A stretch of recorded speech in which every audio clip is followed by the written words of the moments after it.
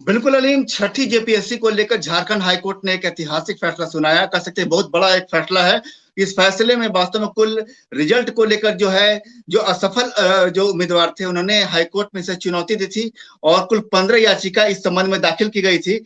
High court ने आज फैसले से पहले 4 श्रेणी में कुल याचिका को बांटा और 3 श्रेणी को खारिज कर दिया गया और चौथी श्रेणी जो थी, जो कि मिनिमम क्वालिफाइंग से जुड़ी थी, उसे हाईकोर्ट ने स्वीकार करती है, उस आधार को सही मानते हुए आपको जो उसमें फैसला दिया कि छठी जेपीएससी की जो रिजल्ट प्रकाशित की गई है 329 सफल उम्मीदवारों को लेकर, उस पूरे रिजल्ट को हाईकोर्ट ने रद्द कर दिया गया और 8 हफ्ते के भीतर हाईकोर्ट को निर्देश दिया गया है कि आप नया मेरिट लिस्ट बना करके नए रिजल्ट को प्रकाशित कीजिए। हम सीधे हमारे साथ जो प्रार्थी के वकील हैं अमृतांश जी, हम उनसे बात करेंगे। एक बड़ा फैसला जो आया है हाईकोर्ट का, यानी इसको कैसे देखा जाए? आज माननीय उच्च न्यायालय झारखंड हाईकोर्ट का एक बहुत ही ऐतिहासिक फैसला आया। 6th combined civil services examination को कई सारे अभ्यर्थियों ने चैलेंज किया था, जिसको माननीय उच्च न्यायालय ने मिनिमम क्वालिफाइंग मार्क्स को लेकर अलाउ किया है और ये बोला है कि 6th combined civil services examination की जो फाइनल रिजल्ट पब्लिश हुई थी वो गलत तरीके से पब्लिश हुई थी, is not according to law, not according to terms of the advertisement, और सुप्रीम कोर्ट के जजमेंट के आधार पे भी सही नहीं थी। उसे रद्द करते हुए एक fresh merit revise result publish करने का आदेश दिया है और उसमें जो भी अभ्यर्थी जिन्होंने मिनिमम क्वालिफाइंग पासिंग मार्क्स लाने में असफल हुए, वो सारे अभ्यर्थियों की नियुक्ति रद्द की जाएगी और उनकी जगह पे वो अभ्यर्थी जिन्होंने मिनिमम क्वालिफाइंग मार्क्स लाया था और कट ऑफ से थोड़ा नीचे रह गए थे, उन सब अभ्यर्थियों की अब नई तरीके से चयनित की जाएगी। देखिए एक बड़ी बात इसलिए है कि जो पूर्व में जो 329 जिस तरीके से अगर इस पूरे फैसले की बात की जाए तो आखिर क्यों आपत्ति थी इन ये जो प्रार्थी थे उनको इस रिजल्ट के ऊपर, और क्या आधार बनाकर इन्होंने क्या आधार बनाया कोर्ट में जो इनके हक में फैसला आया? जी, हाईकोर्ट में जो याचिका दाखिल की गई थी उसको बेसिकली 3 आधार बनाया गया था। पहला आधार यह बनाया गया था कि आपके जो क्वालिफाइंग पेपर हैं उसके अंक को फाइनल जो मेरिट लिस्ट है उसमें जोड़ दिया गया है। दूसरा है कि प्रत्येक जो पेपर थे, प्रत्येक पेपर के जो क्वालिफाइंग जो परसेंटेज ऑफ मार्क्स थे उन सभी को अलग अलग ना करके फाइनल रिजल्ट जो टोटल अंक होते हैं उसमें जोड़ा गया है। और तीसरा एक किया गया था कि जो लोग पास कर गए हैं उनके सर्विस एलोकेशन को लेकर किया गया था कि कोई अगर उम्मीदवार आरक्षित श्रेणी से परीक्षा को पास किया है तो उसको वास्तव में उसको आपको कह सकते हैं कि जनरल कोटा में उसे लाया गया और जनरल कोटा में लाने के बाद जो उन्हें उम्मीद थी कि उन्हें झारखंड प्रशासनिक सेवा जो कि सबसे ऊंचा पद होता है वो न मिलकर उसको निचली सेवा दी गई। तो उन्होंने चैलेंज किया कि नहीं, अब मुझे अपना मूल कोटा जो है, अगर हम आरक्षित श्रेणी के हैं तो हमें एसटी में ही वापस कर दिया जाए, जो भी उनका कोटा वापस कर दिया ताकि उन्हें उच्च सेवा मिल सके। तो कुल 3 आधार मिला करके हाईकोर्ट में इसको चैलेंज किया गया था और आज जो आया है फैसला, उस फैसले को अगर समझ सकते हैं कि 329 जो पूर्व में सफल चयनित अभ्यर्थी थे अब उनका भविष्य अधर में लटक गया है। लेकिन जिनको भी उसमें अगर जो उसमें जो अभी नया जो क्राइटेरिया होगा, नया जो मेरिट लिस्ट तैयार होगा, नए मेरिट लिस्ट के आधार पर बहुत सारे अभ्यर्थी जो पुराने वाले में थे उसमें भी आएंगे। लेकिन उनका भी दावा, जो लोग इसमें सफल नहीं हो पाए थे, हाईकोर्ट में चैलेंज किया था, आज जिनका नाम मेरिट लिस्ट में ऊपर था लेकिन आरक्षित और जो कह सकते हैं कि जो क्वालिफाइंग पेपर के कारण कुछ जो उसमें चूक हुई थी, जो उसका नाम उनका जो फाइनल मेरिट लिस्ट से हट गया था, उनके भी जुड़ने की उम्मीद बढ़ गई है। कहा जा रहा है, जो सुनने में भी आ रहा है कि 30 to 40% विद्यार्थी ऐसे हो सकते हैं जो जुड़ सकते हैं, उनका नाम आ सकता है। हम सीधे वकील साहब से बात करेंगे कि वास्तव में एक जो हाईकोर्ट का आज फैसला है तो उनमें से कितने ऐसे विद्यार्थी हैं, जो माफ कीजिएगा उम्मीदवार हैं जो पूर्व में सफल में चयनित थे, अब उनका जो है अब तो आधार में हो गया, नए जो याचिकाकर्ता जो माध्यम से गए थे उनमें कितनों का आधार बनेगा? करीबन ऐसे 100 अभ्यर्थी हैं जिनकी नियुक्ति कर दी गई थी और जो मिनिमम क्वालिफाइंग मार्क्स लाने में फेल हुए थे और आज के डेट में अपने अपने पद पे काम कर रहे, उन सब की नौकरी अब खतरे में है। जी बिल्कुल, आप समझ सकते हैं कि जो लोग अभी काम कर रहे हैं छठी जेपीएससी को लेकर जो नियुक्ति हुई थी, करीब 100 ऐसे उम्मीदवार हैं जो अभ्यर्थी जो ज्वाइन भी कर लिए थे, अपनी सेवा दे रहे थे।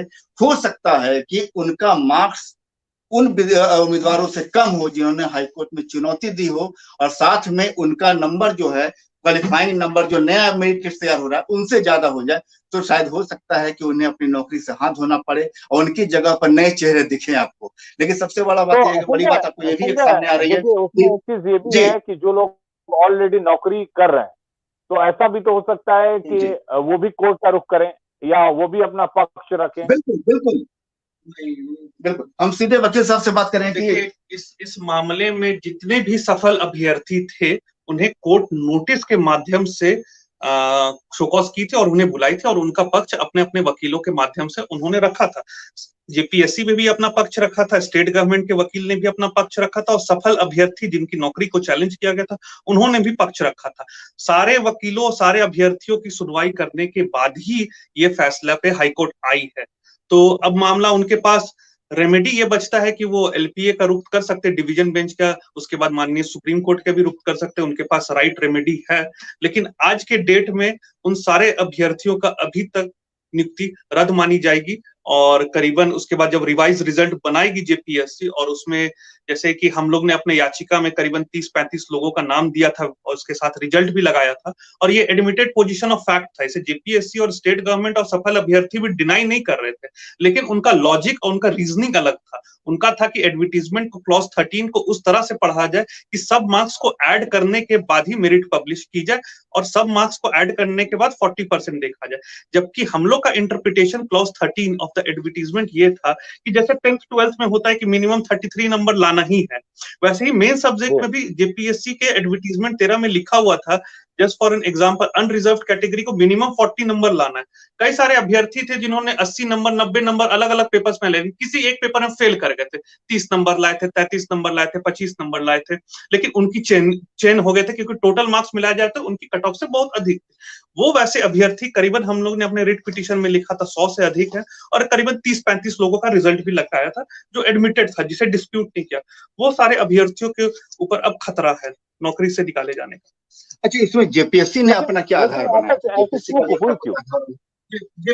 ये एक क्लॉज 13 का एक इंटरप्रिटेशन पे बहस चली थी करीबन 7 दिन कि क्लॉज 13 जो एडवर्टीजमेंट का है उसको किस तरह से पढ़ा जाए। हम लोग को हमेशा ये करना था कि क्लॉज 13 को यदि लिखा हुआ है कि मिनिमम क्वालिफाइंग मार्क्स एक पेपर में 40 है तो उसको 40 रहना चाहिए। और हम लोग ने एक जजमेंट सुप्रीम कोर्ट की थी जोई गुड़िया वर्सेस स्टेट, वो जजमेंट को आधार बनाया था। माननीय उच्च न्यायालय, सर्वोच्च न्यायालय की और भी कई तरह की जजमेंट थी, उसे भी आधार बनाया था। तो लड़ाई इंटरप्रिटेशन की थी, एक क्लॉज को किस तरीके से रीड किया जाए, पढ़ा किया जाए। तो ये सारे इंटरप्रिटेशन की ही लड़ाई थी और फाइनली हमारा जो इंटरप्रिटेशन था उस क्लॉज को, उसको माननीय उच्च न्यायालय ने सही ठहराया। तो इसका मतलब ये समझा जाए कि हाईकोर्ट में जेपीएससी के पक्ष को और जेपीएससी ने जो पूर्व में चयनित 329 उम्मीदवारों के चयन को जो सरकार को अनुशंसा नियुक्ति कर दिया था, क्या कोर्ट ने सही नहीं माना इसको? नहीं, कोर्ट ने सही नहीं माना। कोर्ट ने बोला कि जेपीएससी की एक्शन और रिजल्ट गलत है, नॉट अकॉर्डिंग टू लॉ है, कानून के नजर में वो गलत है, आर्बिट्ररी है और एडवर्टीजमेंट और रूल के अनुसार भी वो गलत है। इसीलिए माननीय उच्च न्यायालय ने जेपीएससी की 6th combined civil services examination के फाइनल रिजल्ट को रद्द कर दिया और रिवाइज रिजल्ट पब्लिश किया। तो उन विद्यार्थियों के लिए जो उम्मीदवार है उनको कितना उनके लिए राहत भरी बात है कि जिन्होंने हाईकोर्ट में इसको लेकर चैलेंज किया था। और वास्तव में आप समझ सकते हैं, एक बड़ी बात यह है कि राज्य की सबसे ऊंची सेवा होती है राज्य प्रशासनिक सेवा, जिसको अब जेपीएससी कंडक्ट करता है। और जाहिर है कि जब रिजल्ट को एक बार जब रिजल्ट घोषित हो गया, कुछ लोग उसको सेवा में भी जो सफल अभ्यर्थी सेवा में आ गए, अब जब उनको जो लोग सेवा में नहीं आ सके वो असफल घोषित कर दिए गए, अब उन्हें एक कह सकते हैं कि उनका एक नया एक उन्हें कह सकते सुगंध कह सकते हैं कि नौकरी की लगी है हाईकोर्ट के इस फैसले के बाद। तो अब वो कितनी राहत महसूस करेंगे, क्योंकि आपने इस केस को देखा है, काफी करीब से देखा है और आज आपके चेहरे पर मुस्कान भी है कि आपने इस केस को ये नहीं। मामले को हम लोग करीबन 1 साल से ऊपर से लड़ाई जारी थी। मार्च अप्रैल में जब फाइनल रिजल्ट जेपीएससी के पब्लिश हुई थी, उसी समय हम लोग ने रिट पिटीशंस कई तरह का फाइल किया था और कई बहस हुई थी, लंबी लंबी बहस हुई थी। 7 दिन लगातार इस मामले में बहस चली थी फरवरी के माह में। और ये सारे वो अभ्यर्थी हैं जिन्होंने दिन रात मेहनत करके, खून पसीना इकट्ठा करके, क्योंकि सिविल सर्विसेज एग्जामिनेशन क्वालिफाई करना सबसे हाई कॉम्पिटिशन होता है, 330 सीट रहती है और लाखों में अभ्यर्थी इसमें भरते हैं। वो सब लोग जिन्होंने मेहनत करके मेंस एग्जामिनेशन में एक अच्छा रिजल्ट लाया है, लेकिन जेपीएससी की गलत नीति और सरकार के गलत आधार के कारण उनका नियुक्ति नहीं की गई और असफल अभ्यर्थियों को नौकरी दी गई है, तब आज जाके उनका सपना साकार हो जाएगा, उनकी जिंदगी बन जाएगी और अभ्यर्थी से सीधे अफसर बन जाएंगे। एक चीज हम ये भी जानना चाहेंगे, जैसा कि फैसला आ चुका है और ये भी बात सामने आ रही है कि 100 ऐसे उम्मीदवार हैं जिनके नौकरी जा सकती है, जिनकी चयन प्रक्रिया पर सवाल उठ रहे हैं। 8 हफ्ते के भीतर जेपीएससी को नया रिजल्ट भी जारी करना है। तो जो नया रिजल्ट जारी होगा तो क्या उनकी बहाली पहले होगी, या जो लोग नौकरी कर रहे हैं ऑलरेडी, जो लोग चयनित होकर कहीं ना कहीं नौकरी कर रहे हैं, पहले उनकी नौकरी जाएगी? तो इसमें आपको नहीं लगता कहीं ना कहीं पेंच फंसेगा?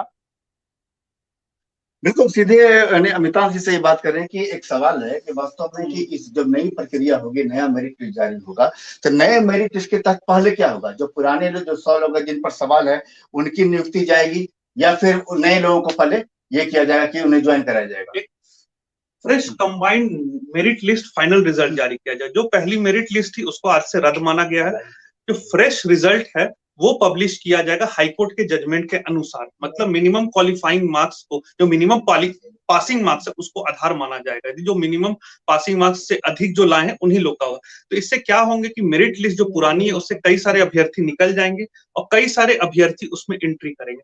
जो फिर जो फ्रेश रिवाइज रिजल्ट होगा उन्हीं की नियुक्ति को फिर आगे फॉरवर्ड माना जाएगा। और जो जिन अभ्यर्थियों का नियुक्ति रद्द हो गया है वो नौकरी से हाथ खो बैठेंगे। फिर उनके पास डिफरेंट लीगल रेमेडी है, वो अपील में जाना चाहे तो अपील कर सकते हैं, वो उनके ऊपर है। अलीम, सबसे अचरज की बात है कि आप पहले जेपीएससी से लेकर के आज छठे जेपीएससी की बात कीजिए, तमाम जेपीएससी विवादों से घिरा रहा, उनकी परीक्षाएं घिरी रही, चाहे कोई भी हो, चाहे हम सचिवालय स्तर की परीक्षा की बात करें या सिविल सर्विसेज की बात करें, जो ही परीक्षा हो, किसी न किसी कारण से विवाद में आता है, मामला कोर्ट तक आता है। छठी जेपीएससी का भी आप देख रहे हैं, लेकिन पहला ये ऐतिहासिक फैसला रहा कोर्ट का, जिसमें पूरी जो कह सकते हैं मेरिट लिस्ट के आधार पर पूरे जो रिजल्ट को ही रद्द कर दिया गया। पहली बार ऐसा कोई फैसला है, तो ये अपने आप में क्या संजय फैसला ऐतिहासिक है, लेकिन संजय फैसला ऐतिहासिक है, लेकिन सवाल एक ये भी है कि कोर्ट या जो प्रार्थी हैं या जो वकील हैं उन तमाम गलतियों को समझ सके, उन तमाम त्रुटियों को देख सके। लेकिन जेपीएससी इतनी बड़ी संस्था है, इतनी बड़ी ऑर्गेनाइजेशन है, इंस्टीट्यूशन है, जो इतने बड़े लेवल, जैसा कि बता रहे हैं यूपीएससी लेवल की परीक्षा कंडक्ट करती है, चूक कहां हुई, गलती कहां हुई? क्या इस गलती को जेपीएससी ने कोर्ट में माना है? देखिए अलीम, एक बात जान लीजिए कि चूक या जब भी किसी परीक्षा की जो विज्ञापन निकलती है, विज्ञापन आता है, तो विज्ञापन को ही आधार बनाकर उसी पर से उसी को कोर्ट में चैलेंज किया जाता है। यहाँ भी विज्ञापन में आधार बनाया गया है। और हम सीधे बात करते हैं कि वास्तव में जब भी अमिताभ सिंह से ये बात करेंगे कि जब भी जेपीएससी को परीक्षा आती है, विवाद में आती है, तो सवाल है कि चूक कहाँ पर होती है? जब विज्ञापन में जो शर्तें लिखी जाती है कि हाँ इन शर्तों के आधार पर परीक्षा ली जाएगी, या परीक्षा के माने पीटी परीक्षा भी, तो पीटी परीक्षा में इतने गुना मेंस के लिए लोग जाएंगे, और फिर वास्तव में उन्हीं चीजों को लेकर कुछ जहां चूक होती है उसको कोर्ट में ले जाया जाता है। छठी जेपीएससी में ऐसी कहां चूक हुई? छठी जेपीएससी हमेशा से विवादों में ही घिरा रहा। पीटी रिजल्ट्स के ही समय से रिजर्वेशन का पॉलिसी को लेकर पहले मामला आया था 2018 में। उसमें ऐसा मामला आया था कि पीटी एग्जामिनेशन में कई सारे ओबीसी और एसटी एससी कैंडिडेट थे जो सेलेक्ट ही नहीं हो पाए थे पीटी एग्जाम। तो उस समय रिजल्ट को चैलेंज किया गया था। तो फर्स्ट प्रिलिमिनरी एग्जामिनेशन की फर्स्ट रिवाइज रिजल्ट कोर्ट ने डायरेक्शन दिया, फिर सेकंड रिवाइज रिजल्ट हुई, फिर थर्ड रिवाइज रिजल्ट हुई। उसके जब मेंस जब सारा चीज सुधर गया, मामला सुप्रीम कोर्ट तक गया था उस समय प्रिलिमिनरी एग्जामिनेशन को लेकर, फिर सुप्रीम कोर्ट और माननीय डिवीजन बेंच के आधार पर मेंस परीक्षा ली गई।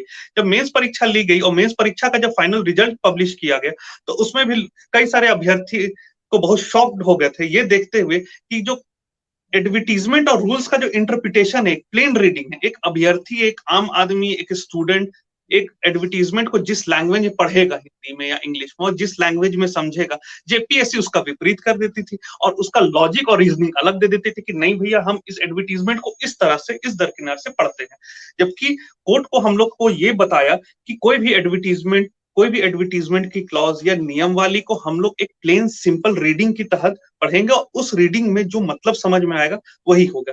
तो पूरी लड़ाई एक रॉन्ग इंटरप्रिटेशन को थी। जेपीएससी की हमेशा तर्क और नीति रही है कि इसका इंटरप्रिटेशन यही और हम लोग इसी पर काम करेंगे, जिसे हम लोग ने कोर्ट में चैलेंज किया और ये बताया कि ये तरह की इंटरप्रिटेशन गलत है और इसके कारण कई सारे अभ्यर्थी जो minimum qualifying passing marks, 40 marks लाने में असफल है, वो कैसे कलेक्टर बन सकते हैं।